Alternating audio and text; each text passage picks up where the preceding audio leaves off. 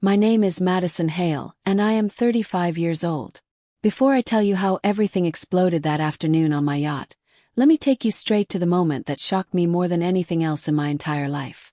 I had just finished a long shift at work, tired but happy, thinking about the quiet evening I planned for myself.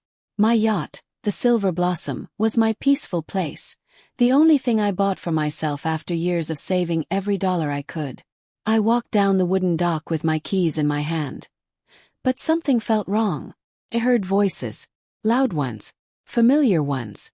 When I turned the corner, my heart almost stopped. My dad, my older brother Ethan, and his 3 kids, were carrying big bags, boxes, toys, pillows, blankets, everything onto my yacht. My yacht. Before I could even speak, my dad looked at me with a straight face and said, "Madison, we all live here now. It's family property." He said it like he had rehearsed it, like it was already decided. Froze. My hands shook. My throat felt dry. Ethan didn't even look sorry. He just kept pushing bags inside like it was completely normal. Right there and then I changed the key code from my phone. And then I pulled out my second phone, the emergency one, and called the cops before they finally achieved their plan. Minutes later, sirens filled the whole marina. Blue and red lights bounced against the water. People peeked out from their boats. But when the police arrived, something happened that made my knees go weak. They couldn't move closer. They stopped. All of them. Every single officer froze like someone had hit a pause button. And the reason why?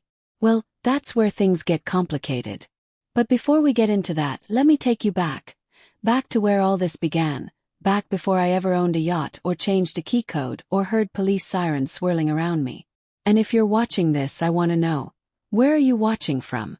Drop your location in the comments because this story is one for the books. Now let me introduce everyone properly. I'm Madison. Hardworking, quiet, someone who believes deeply in kindness, empathy, and helping people even when they don't always help you back. I grew up in Seattle, Washington, with 2 parents who loved me but didn't always understand me. My dad, Charles Hale, is loud, stubborn, and always believes he's right. He has this way of making his decisions sound like laws from a king. My brother Ethan is older than me by 5 years. He has always taken more than he gives. He has 3 kids, Liam, Noah, and little Emily. Sweet kids. But their dad, let's just say responsibility never fit him well. My mom passed away when I was 24, so most of my adult life has been just me, Dad, and Ethan. And years of learning when to speak up and when to simply walk away. Now, before the yacht, before the sirens, before everything went sideways, my life had been simple. Peaceful. Busy but peaceful.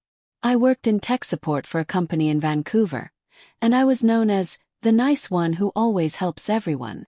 I loved that. I didn't mind being the helper. Made me feel useful. But kindness becomes dangerous when people mistake it for weakness. It all started one rainy Monday morning. I woke up extra early, made myself a cup of hot chocolate, and walked outside to admire the quiet water. I had been planning a surprise vacation for myself. After years of working non-stop, I wanted something calm, something warm. But before I could pack for anywhere, my phone buzzed. It was my dad. "Madison, your brother and the kids are having a hard time. We need you." I sighed. Because it was always, "We need you." When I arrived at their place, things were a mess. Kids crying. Boxes everywhere. Ethan looking stressed but still scrolling on his phone like nothing was happening. Dad pacing. The house felt like a tornado lived inside it.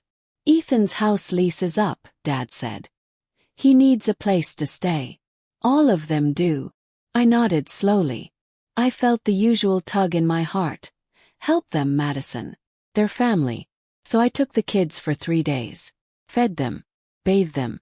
Helped them with homework. Let them sleep on my sofa and guest bed. I even took a day off work. I didn't mind. The kids were sweet and helping made me feel good. But then day 3 turned into day 5. Then day 5 turned into 2 weeks.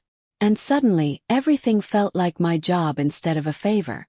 Still I smiled. Still I cooked. Still I bought groceries. Still I helped. Because kindness is a choice I never regret. One evening while the kids were watching cartoons, Dad sat me down. "You know," he said, "you have a lot more space than you need. You live comfortably. Ethan and the kids need more help than you do." I frowned. "Dad, I'm already helping." "Yes," he said, "but you can do more." And something in his voice felt like a warning. But nothing prepared me for what happened next. A week later, after the kids went back to their dad for a few days, I finally got a chance to breathe. I went to work feeling lighter. I even bought myself a sandwich from my favorite cafe in Vancouver. Everything felt normal. But meanwhile, behind my back, my dad and brother had a different plan forming. They didn't want temporary help. They wanted something bigger. They wanted something permanent. Something that belonged to me. And they were moving silently toward it without telling me a single thing. Until the moment I returned from work, walked down that dock, and saw them carrying their entire lives onto my yacht. But before that moment, something calmer happened. Something that should have warned me, but I didn't notice it then. A day earlier, Dad called me with his soft voice. The one he only uses when he wants something. "Madison, sweetie," he said, "what are your plans with the yacht? You don't use it much." I laughed lightly. "Dad, it's my home on weekends. My quiet spot." He said, "Quiet spots are good, especially for families." I didn't know what he meant, but I was about to find out. Because while I thought life was settling down, Dad and Ethan were already arranging something behind me. And the next day, well, that's when the real extreme event happened. The moment I reached the dock and saw bags going into the Silver Blossom. The moment Dad said, "We live here now."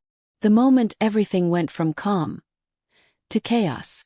And just when I thought it couldn't get worse, the cops arrived. Sirens screaming, lights flashing, people watching. But then, something happened. Something shocking. Something that stopped every officer in their tracks and made them unable to move closer to my yacht. And the officers stood there like statues, lights flashing behind them, radios crackling, hands on their belts, but not one of them taking a single step closer. At first I thought maybe they were waiting for backup. Maybe they needed permission to come onto private property. But then I saw their faces, confused, surprised, almost cautious. Something was stopping them. Something I didn't understand yet. One officer raised his hand and shouted from a distance, "Ma'am, stay exactly where you are." My heart thumped hard in my chest. Dad and Ethan paused, bags halfway in the air. The kids peeked out from inside the yacht, their little faces glowing with curiosity. The wind blew cold off the water. Goosebumps crawled across my arms. The whole marina had gone quiet, like the world itself was holding its breath. Why weren't the police moving? What did they see? What was happening on the dock that I couldn't see? Before anyone could answer, one of the officers stepped forward, slowly, like he was approaching something dangerous. He lifted his flashlight and pointed it toward the side of my yacht. Then he froze. And that's where the real trouble began. But before I explain what the officers saw, let me take you back, because this moment didn't come out of nowhere. There were warning signs, moments I overlooked, little details that now make everything clearer. Life has a way of whispering before it screams. I just didn't listen. Growing up, Dad always believed everything the family owned belonged to all of us equally. Even things we didn't all work for.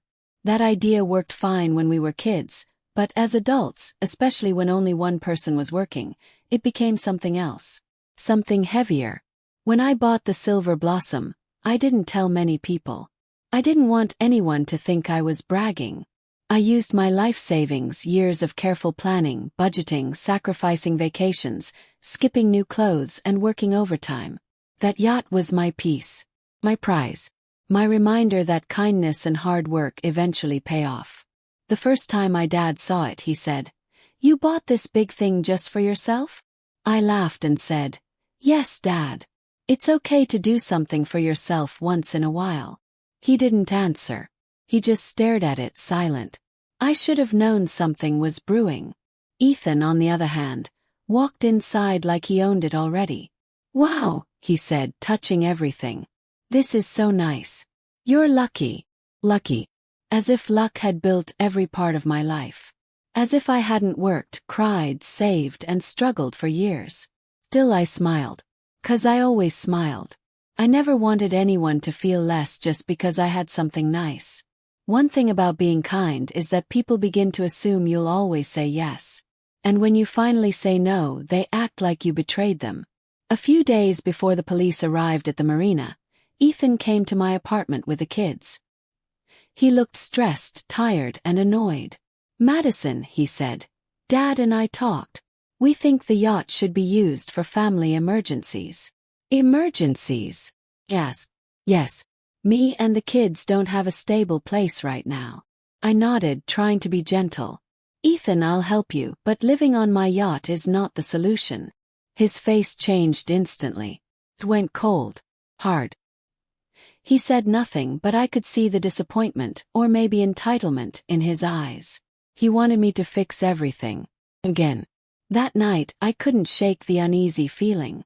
I even double-checked the locks on my home. I didn't know why. But something in my heart whispered, they're planning something. Still, I didn't think it would lead to the scene at the marina.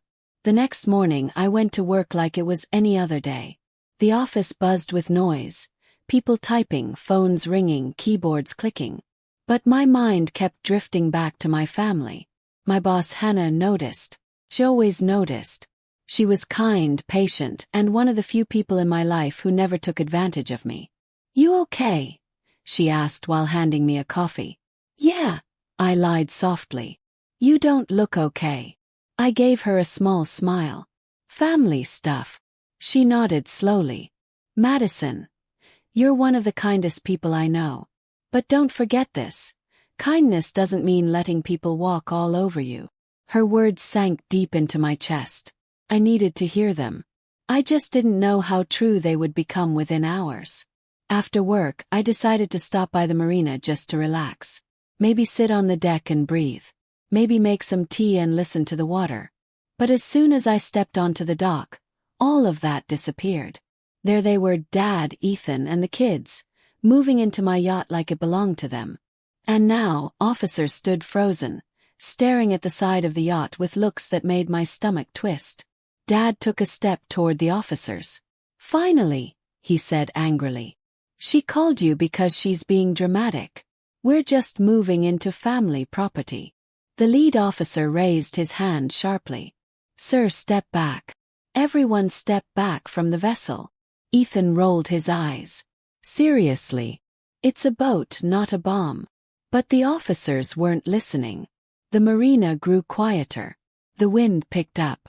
My heart raced faster. Something was wrong. One officer leaned closer, squinting at the yacht's hull. And then he whispered something to the others. I couldn't hear it, but whatever he said made the entire group stiffen. Dad looked confused. Ethan frowned. I felt my breath catch. What did they see? What was happening? Why couldn't they move closer? The officer turned toward me and opened his mouth. But before he could speak, a loud, sharp cracking sound echoed through the marina. Everyone jumped. Dock shook. Splash followed. People screamed.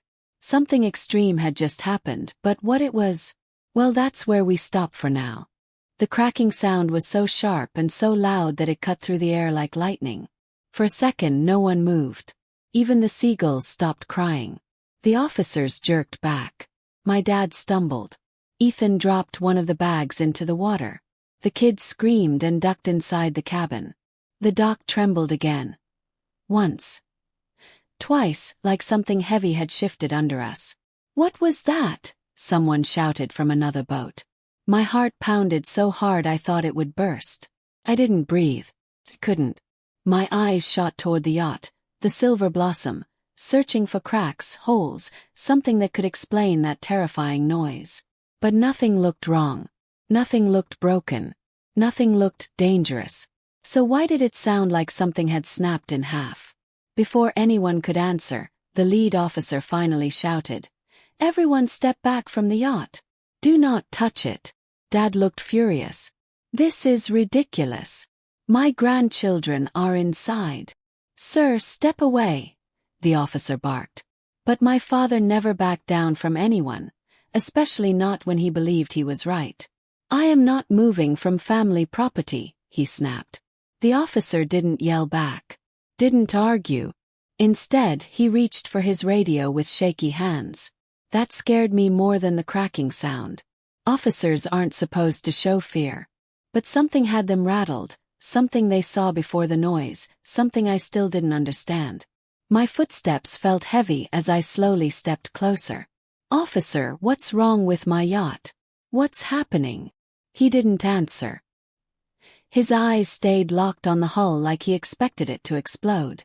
Dad pointed angrily at me. "See what you caused. Calling cops on your own family." But I wasn't even listening to him anymore. My attention was on the strange hush that fell over the water, the way the officers held their breath, and the faint sound, barely audible, that followed the cracking. Soft, slow creaking. Not from the dock. From the yacht. Like something inside it was shifting. Trying to move. Trying to come loose. The officer closest to me finally said in a low voice, "Ma'am, we need you to stay calm." My chest tightened. "Tell me what's happening." He swallowed. "There's something under your yacht." Something under my yacht. My mind spun. Person. An animal. A metal object. A current pulling at it. What could make officers freeze like statues? Before I could ask anything else, a splash burst near the back of the yacht. Huge, loud, violent, sending water shooting up like a fountain. Ethan stumbled backward and shouted, "What is that?" Dad grabbed one of the railings as the dock shook again. The kids screamed, their tiny voices bouncing out of the cabin. And suddenly, a shadow moved under the water. Big, low, dark. The officers stepped back in unison. People from other boats gasped. My skin prickled and my throat tightened as the shadow passed just beneath the surface, stretching long and solid beneath the silver blossom. "What?" I whispered, stepping back. "What is that?" But let me pause right there, because this moment didn't happen by accident. The universe has a strange way of arranging events long before we understand them. And if I'm being honest, the events leading up to this moment were building quietly in the background for weeks. A few months earlier, when I bought my yacht, the marina manager told me the dock had recently been updated. New pillars, new security lights, new underwater sensors for environmental monitoring. I didn't think much of it then. I was too busy trying to hide the excitement of finally owning something that was mine. One evening, while sitting on the deck, I saw a small boat with 2 workers checking the sensors under the dock. One of them waved at me. "Routine check," he yelled over the wind. "We've been getting strange readings lately." I laughed lightly. "Strange how?" "Probably nothing," he said, tightening a bolt. "Could be fish. Could be temperature changes. Could be pressure. But the system keeps picking something up." "What kind of something?" I shrugged. "Hard to say. But we'll sort it out." I didn't think about it again. But maybe I should have. Because now, as my yacht shook for the 3rd time and the officers refused to step closer, I realized something unsettling. They knew. Or they suspected. Or they saw something before I arrived. Something they didn't tell us yet. Dad looked shaken too now, even if he tried to hide it. "What's under there?" he demanded. No one answered. The officer spoke into his radio quickly, using codes I didn't understand. Meanwhile, Ethan grabbed the kids and tried to bring them onto the dock, but the officer raised a hand sharply. "Do not move the children. Keep them inside until we know what we're dealing with." "But they're scared," Ethan yelled. "We are working to keep everyone safe," the officer said firmly. "Safe? Safe from what?" My stomach twisted as the shadow drifted under the surface again. Slower this time. Almost like it was circling the yacht. I took a tiny step closer, trying to see through the water. And that's when something brushed against the bottom of the yacht. Hard enough that the whole vessel tilted sideways with a loud groan. I stumbled. The kids screamed louder. Dad shouted, "Madison, what have you gotten us into?" "I don't know," cried. "I didn't do anything." The officers backed up even more. The water became still. Too still. A deep, low rumble echoed under the dock. The kind of sound that doesn't belong in water. Or anywhere near humans. Every hair on my arms lifted. One officer murmured, barely audible, "Oh no, it's coming closer again." Coming closer. Closer to what? Closer to who? The shadow thickened under the water, rising higher and higher and higher, until I could almost make out its shape. Something massive. Something moving with purpose. Dad grabbed my arm. "Madison, we need to get off this dock now." But before we could move, a violent splash, bigger than the last, shot water everywhere, and something enormous slammed against the side of my yacht. Hard. The dock lurched. People shouted. The kids cried out. And then, a loud metallic tearing sound ripped through the marina, echoing across the water like a scream. That was the moment everything changed.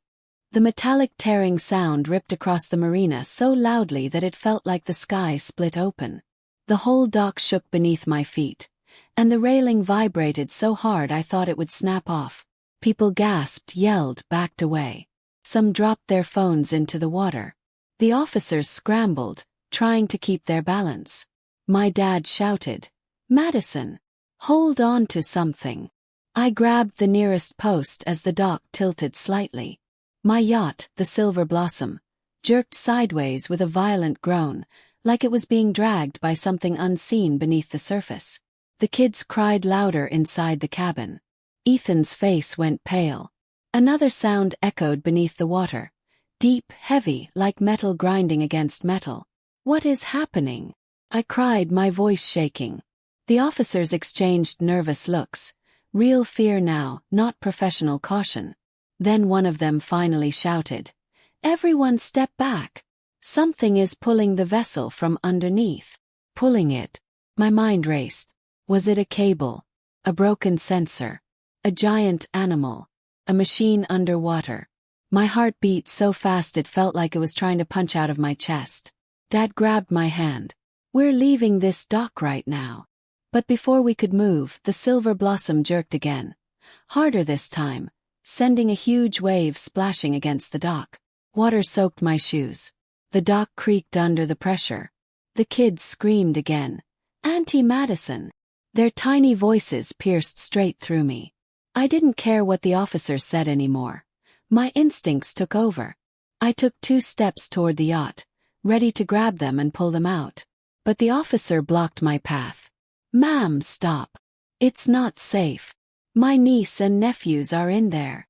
"I understand," he yelled back. "But if that thing pulls the yacht down, it will take the dock with it. You need to stay back." "Thing," he said. "Thing. Not object. Not cable. Not equipment. Thing." Ethan pushed past the officer. "My kids are in there. Move." The officer grabbed him firmly. "Sir, if you get on that boat right now, you'll all go under." The water grew darker. The shadow underneath the yacht expanded. I could see it, huge, long, almost the size of the yacht itself, moving with slow, terrifying intent. A voice from behind shouted, "Something's surfacing." Another yelled, "What is that?" My breath froze. But before the mystery surfaced, the water stilled suddenly, unnaturally, as if whatever was beneath had paused. Everything went silent. Even the air felt heavy. Then, slowly, a small round object floated up beside the yacht. Someone gasped, "Is that?" But as it rose higher, the wind swept the water away from its surface, revealing something shiny, smooth, black, not alive. Camera. A waterproof surveillance camera. Everyone stared. The officers exchanged glances. Dad frowned. "A camera. That's what all this is about." But I knew something was wrong. Cameras don't cause docks to shake. Cameras don't drag yachts. One officer stepped closer to the edge, careful not to get too near. He squinted. "That's not a regular camera. That looks like a submersible drone." "A drone? Under my yacht? Why?" Before anyone could piece it together, the camera suddenly sank again, fast, like it had been yanked downward. The dock trembled. The metallic groaning sound returned, the sound of something heavy scraping beneath the hull. My yacht jerked sideways with so much force that the gangway connecting it to the dock snapped completely, splashing into the water in pieces. The crowd screamed. The kids inside the cabin shrieked for help. I reached out helplessly. Emily. Liam. Noah. I'm right here. Dad grabbed my shoulders. Madison, don't jump in. You'll drown. I can't just stand here. You have to. You hear me? You have to. The yacht tilted dangerously to one side, one corner lifting slightly out of the water. The officers backed up further. Someone from another boat yelled, "It's going to capsize." My heart felt like it was being crushed in someone's fist. Everything inside me screamed to save those kids. I would have taken a bullet for them. But one wrong step could pull me under with them. The officer lifted his radio again. "Dispatch, we need emergency marine support now.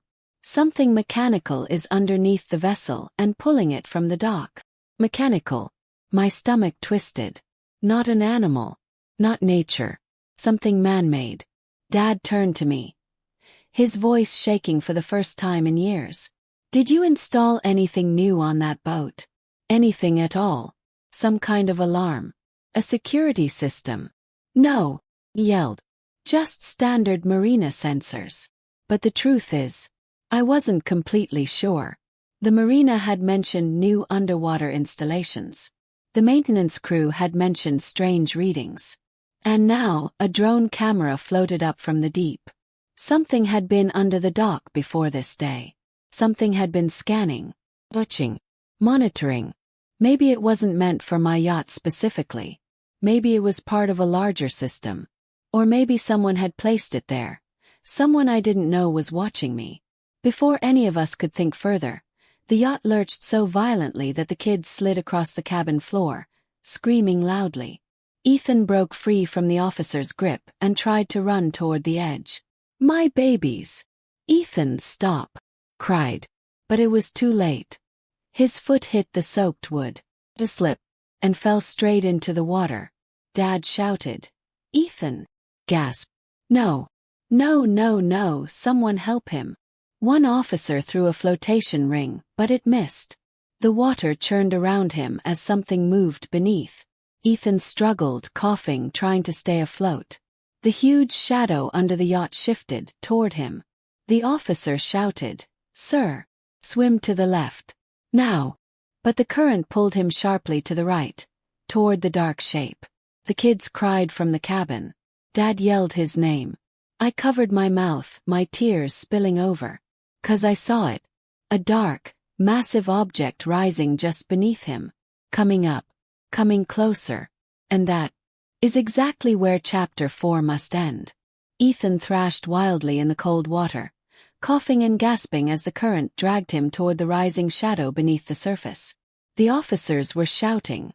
People on nearby boats leaned over their railings, yelling instructions, but no one dared jump in. Dad was screaming his name so loudly his voice cracked. Me. I couldn't move. My legs felt like they were glued to the dock. My mind screamed jump, jump, but my body refused. Fear held me like a tight fist around my spine. The dark shape underneath Ethan grew larger, rising slowly. Too slowly. Like it had been waiting for him. "Ethan! Swim left!" The officer shouted again. Ethan tried. He flailed, kicking with everything he had, but the water pulled him backward in one sharp jerk. His eyes widened with terror. Something metal broke the surface. Not a fin. Not a creature. Something man-made. A long black arm, mechanical, sleek, with blinking red lights and a rotating clamp, rose from the water like it was being awakened from the deep. People screamed. Someone shouted, "What is that?" Another yelled, "Is that a robot?" The mechanical arm extended toward the yacht first, grabbing the underwater railing, pulling, twisting like it was trying to detach something. The yacht groaned again, metal straining under the pressure. But then, it turned toward Ethan. "Oh my God," I screamed. The clamp spun faster, spinning so loudly it echoed across the marina like a chainsaw. Ethan tried to swim away, but the current dragged him right back toward it. Dad rushed forward, ready to jump in, but two officers grabbed him. "Sir, don't. That thing could crush you." "That's my son," the officer yelled back. "And you'll both die if you go in." The water boiled with bubbles as the mechanical arm cut through it. Ethan's face twisted in horror. But then, just when it looked like the clamp was going to grab him, stop. Completely. The arm froze mid-air, locked like its power had been cut. Everyone stared. Even the officers looked confused. "What happened?" someone whispered. The blinking red lights on the arm flickered, once, twice, then went dark. The current slowed. The water stilled. Ethan gasped and swam desperately toward the dock. The officers threw another flotation ring, and this time he caught it. They pulled him up, coughing and shaking. Dad dropped to his knees and hugged him so tightly that Ethan wheezed. "Dad, I can't breathe." I ran forward, tears running down my face. "Ethan, are you okay? Are you hurt?" He looked up at me with terrified eyes. That thing tried to grab me." But before anyone could respond, the marina alarm suddenly started blaring, a loud, piercing siren that echoed across the entire harbor. The officers' radios went off at the same time. "Dispatch to all units," a voice crackled. "Underwater robotics malfunction detected at Pier 7. All civilians must be cleared from the docks immediately." Underwater robotics malfunction. The words hit me like a punch. The marina manager came running down the walkway, breathless. "Everyone off the dock. We've had problems with the new underwater maintenance drones. They weren't supposed to activate today." A drone. A malfunctioning security drone. A robot meant to inspect pillars and collect data had somehow latched onto my yacht. Dragged it, shook the dock, pulled Ethan underwater, and nearly destroyed everything. Dad shouted at the manager. "You didn't warn us about this?" "It wasn't supposed to be active yet," the manager yelled back. "There must have been a system glitch." The officers moved fast, pushing everyone off the dock as the mechanical arm slowly sank back into the water, disappearing beneath the surface like a creature returning to the deep. The crowd backed away.